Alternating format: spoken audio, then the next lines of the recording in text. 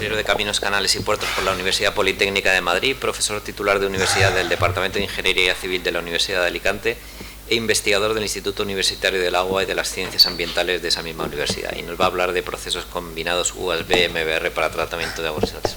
Cuando quieras. Gracias, amigo. Buenos días. Pues yo realmente lo que voy a hacer es, sin haberlo pensado detenidamente, pero vamos, voy a retomar dos de las líneas de futuro que acaba de proponer Pedro Simón, concretamente los contaminantes emergentes y la utilización de sistemas combinados anaerobios USB, en este caso con MBR, con sistemas de membranas. Les voy a presentar el proyecto que la investigación que estamos llevando a cabo en el Instituto Universitario del Agua de la Universidad de Alicante, con esta estructura de la ponencia que les indico en la transparencia. Una introducción, lógicamente, unos ligeros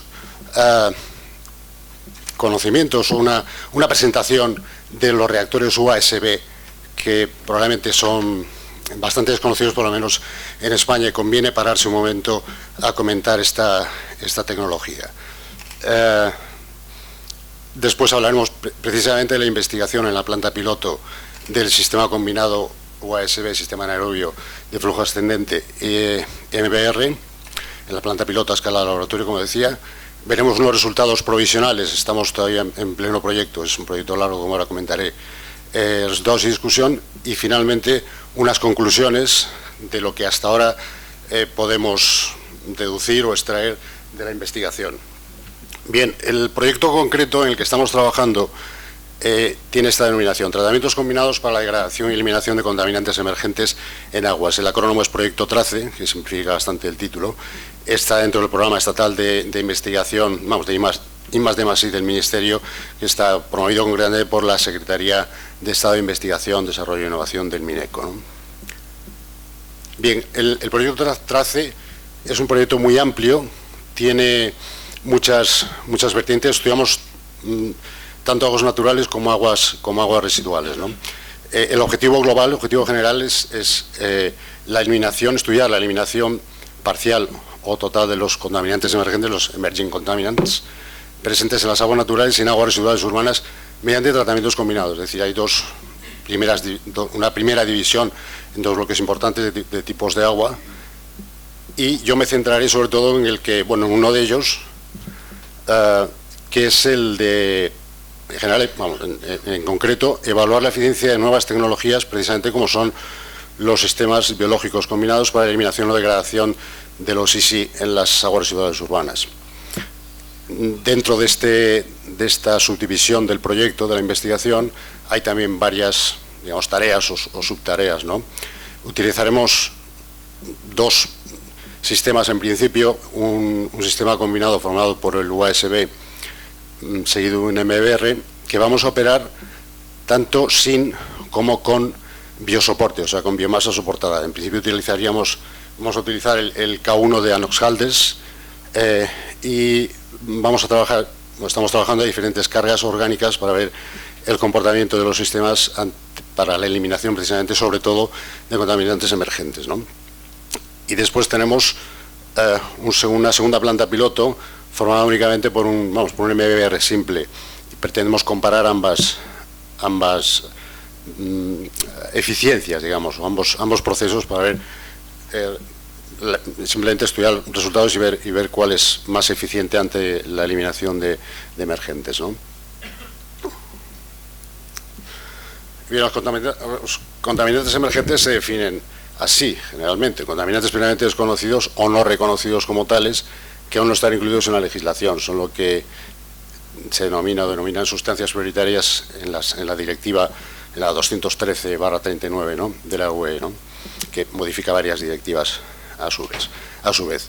Dentro de estos contaminantes emergentes se encuentran, pues hay pesticidas, productos industriales, hormonas, fármacos, productos de higiene personal, etcétera. En fin, hay toda una amalgama de productos. Nosotros en la investigación que estamos llevando a cabo hemos seleccionado en principio una serie de familias y varios compuestos de la misma, de orden de 30 y alguno, 33, 34. Bien es cierto que no estamos trabajando con todos, pero sí con la inmensa mayoría. Esto fue una selección inicial, pero estamos trabajando realmente con la inmensa mayoría de ellos, ¿no? Y es sobre los que nos hemos focalizado y son los que realmente de los que estamos estudiando su eliminación en la planta piloto en estos momentos, ¿no? Y como os decía, quería hacer una breve introducción sobre los reactores anaerobios de manto de fangos de flujo ascendente, o UASB, que es las siglas en inglés, Upflow Anaerobic Sludge Blanket.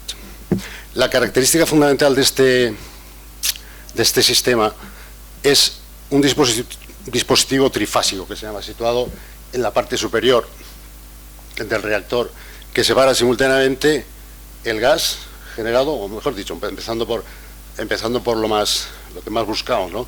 El efluente tratado, la biomasa y el gas, el biomás que se genera en todo proceso anaerobio, por supuesto, en el UASB, ¿no? De todas maneras, el rasgo más distintivo de este sistema es una manta de fango granular, un granular sludge, que se sitúa en la parte inferior del reactor, que da soporte a su vez a otro manto de fangos floculento llamado, ¿no? Menos denso que el anterior. Y como digo, este manto de fangos que se sitúa en la parte inferior, que es un manto de fangos muy denso y que soporta una biomasa muy activa, ¿vale? Como ven, tienen un IVF, un índice volumétrico de fangos muy bajo, es inferior a 20 miligramos litro, que le confiere unas características de sedimentabilidad pues muy altas, ¿no? Altísimas, evidentemente. ¿Qué es este fango granular? Ahí tiene una fotografía a tamaño natural, es una fotografía no microscópica, es una fotografía, como digo, a tamaño natural. Se ven a simple vista los gránulos, son de distintos tamaños y demás. Pero ¿qué es ese fango granular? Es un pellets, ¿no? Es un agregado de microorganismos que se forman durante el tratamiento del agua residual. Y esto es lo fundamental. En un reactor o en un sistema en donde exista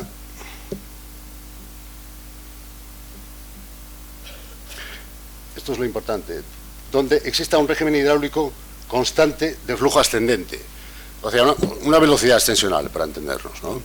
Esa velocidad ascensional no tiene que ser ni demasiado elevada ni demasiado baja, lógicamente por distintos motivos. Uno de ellos, o sea, si es demasiado elevada, rompería ese manto de fangos, y si es demasiado baja, no elevaría el agua residual con sus DQO, en fin, con todos, el agua residual en definitiva, hacia la superficie, y no podría atravesar el manto de fangos, lógicamente.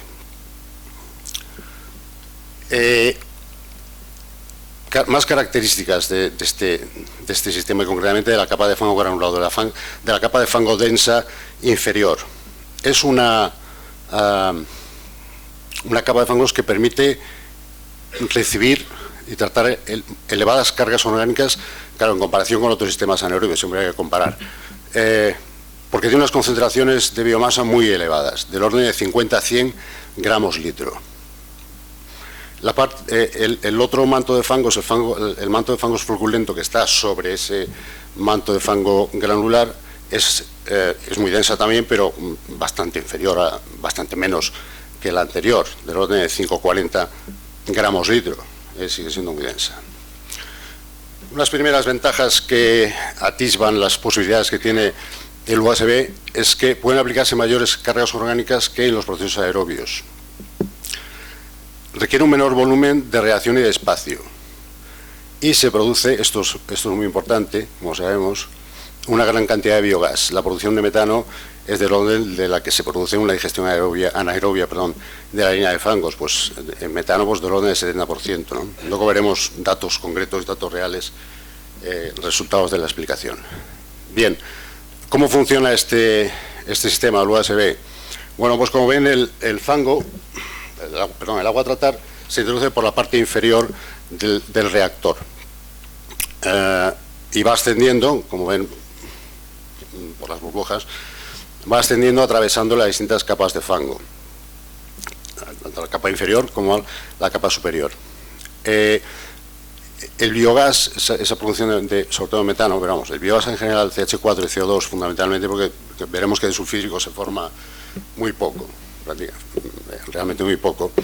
Ese biogás provoca una cierta turbulencia natural. No es una turbulencia en ebullición, digamos, pero es una turbulencia lo suficiente como para provocar esa circulación interior, ¿no? Precisamente esa cierta turbulencia es la que colabora en la formación y mantenimiento de los flóculos. Ahí el mantenimiento, o sea, primero la formación y luego el mantenimiento de esos flóculos, que son el biosoporte realmente natural de la biomasa, es fundamental que esté, digamos, en buenas condiciones y que se mantenga vivo y activo, ¿no? Lógicamente.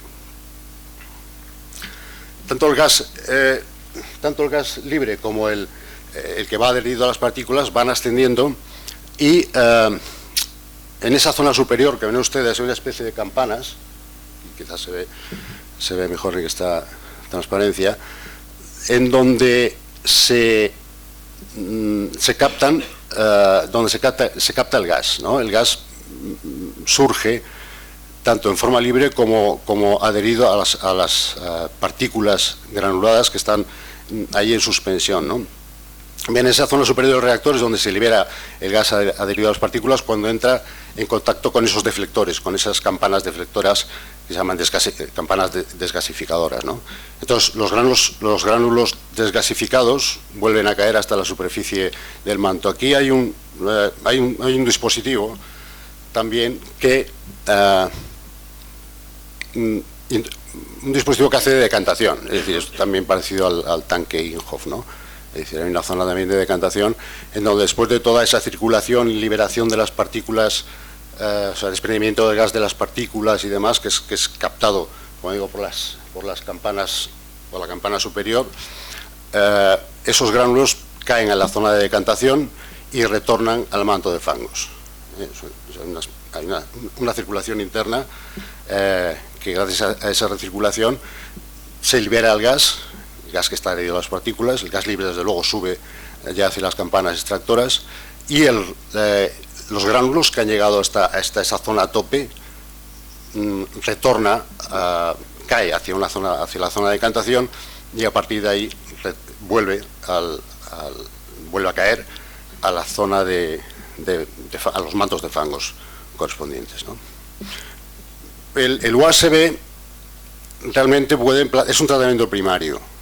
Es un tratamiento primario, es decir, tiene muy buenos rendimientos en eliminación de materia orgánica, entre el 60 y el 80% de DQO, pero evidentemente con esos valores necesita un tratamiento posterior, post-tratamiento, biológico normalmente, puede ser variado, fangos activados, lechos bacterianos, Weldan, cualquier tratamiento secundario, MBR, lógicamente, ¿no? Pero es un sistema muy versátil. Realmente en España no tenemos referencias de que se esté utilizando en aguas residuales urbanas o en tratamiento de aguas residuales urbanas de poblaciones, pequeñas poblaciones en este caso, ¿no? A nivel industrial hay alguna instalación, pero en Sudamérica es una tecnología relativamente corriente, ¿no? Yo diría hasta muy corriente. Es una tecnología que está muy estudiada y muy trabajada ya hace muchos años, está dando muy buenos resultados. Existe un poco la idea de que es un sistema que es apropiado para climas cálidos. Sin embargo, estudios relativamente recientes demuestran su aplicabilidad a zonas de climas templados o incluso fríos. O sea, eso cubre prácticamente toda la geografía española, ¿no? En definitiva. Entonces, como digo, es un sistema muy versátil, podría reemplazar al primario, al decantador primario, al digestor anaerobio de fangos, al proceso de tratamiento aerobio, al decantor secundario de una EDAR, en fin, tiene, como digo, mucha aplicabilidad. Es un sistema bastante útil. Rápidamente no abundar demasiado en el UASB, que tampoco es el objetivo central de la ponencia, ¿no? Hay 3 o 4 parámetros fundamentales de diseño del UASB, el que ya comentaba de la carga orgánica, la velocidad ascensional, que debe estar entre no más allá de 0,5 o 0,7 metros hora, muy baja como ven. El tiempo de retención hidráulico, como en casi todos los sistemas. Y luego, el tiempo de retención celular, muy importante también. El USB debe trabajar siempre a valores del tiempo de retención celular superiores a los 30 días. Ahí tiene un gráfico muy descriptivo sobre la influencia de la temperatura en el tiempo de retención celular.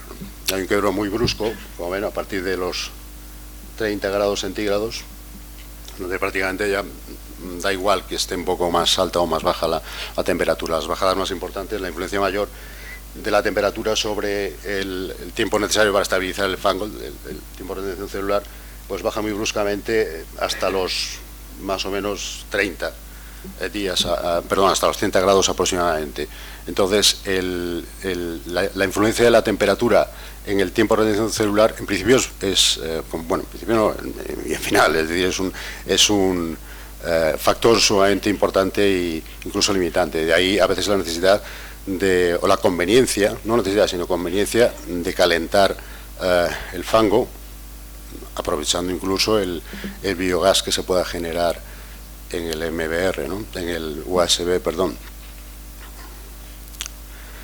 De hecho, la producción de gas depende fundamentalmente de dos cosas: del contenido de sólidos volátiles en el fango y de la actividad biológica en el reactor.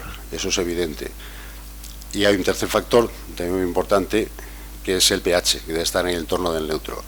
Eso favorece la actividad de las metanogénicas, que son al fin y al cabo las que nos interesan, las que producen el biogás, ¿no? Acelero. Gracias. Bien, nuestra planta piloto es una planta relativamente compacta. Está formada, como ven ahí, por el USB y el MBR, dos tanques separados, una configuración sumergida externa, el MBR, ¿no? Bueno, las dimensiones de cada uno de los tanques. El MBR es una membrana de fibra hueca de 0,4 micras con una superficie de filtración de 0,2 metros cuadrados, y como digo, es sumergida externa. Este es el esquema de funcionamiento de la planta piloto.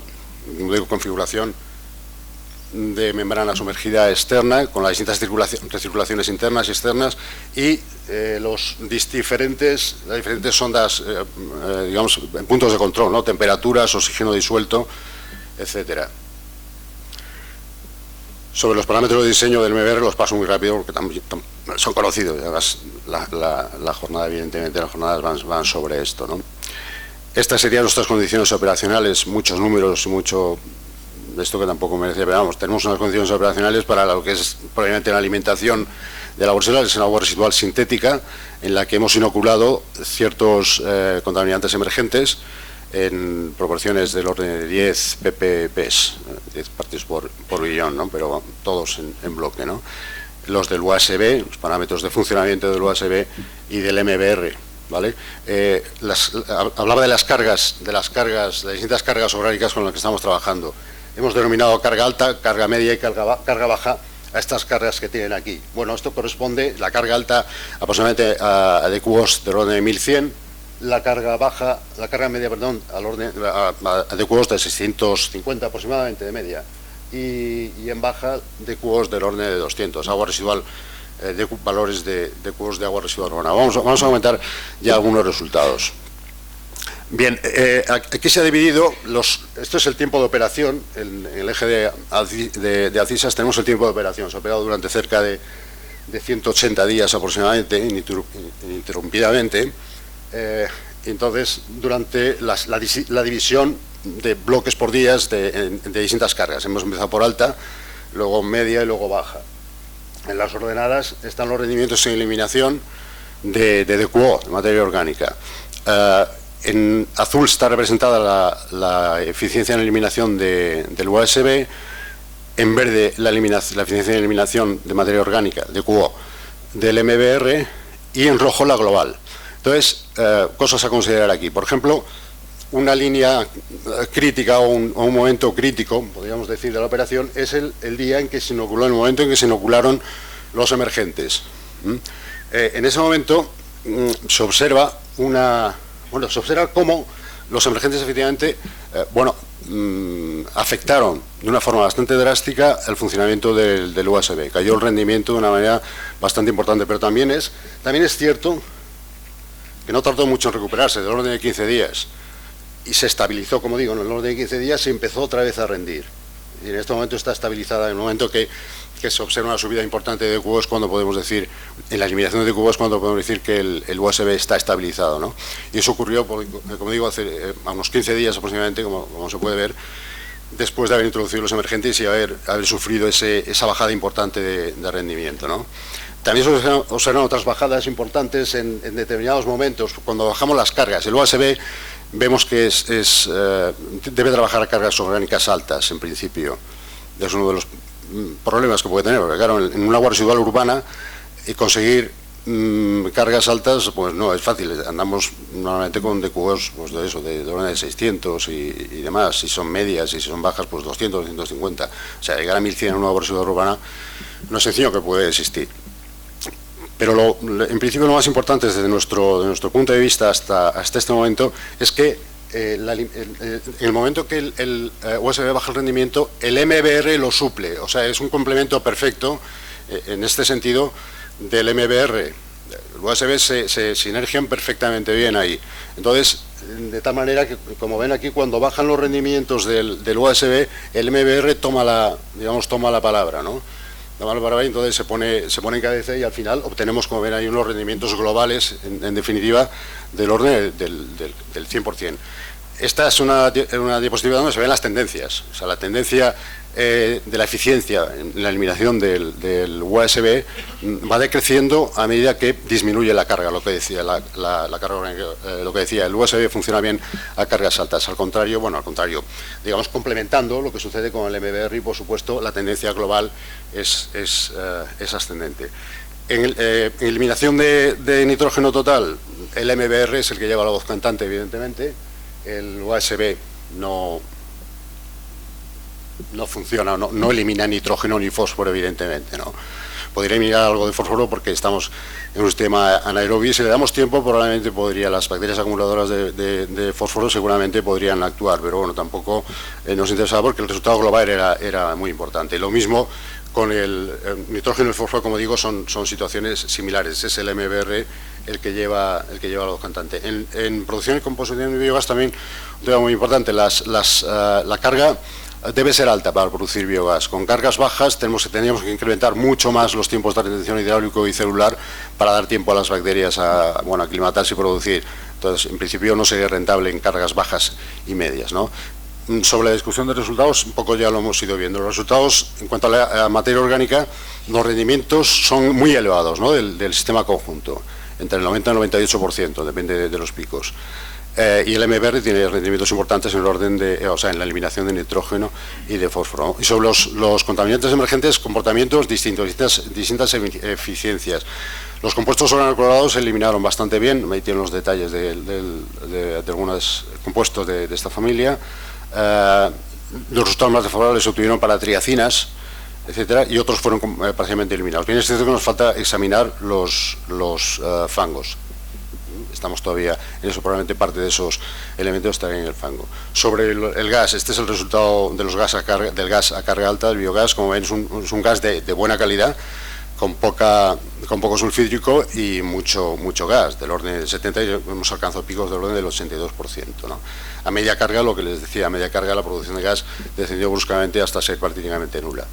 El MBR incrementa, estas son ya conclusiones, como decía, ya para finalizar, el MBR incrementa la eficiencia en la eliminación de los compuestos débil o parcialmente eliminados en el USB.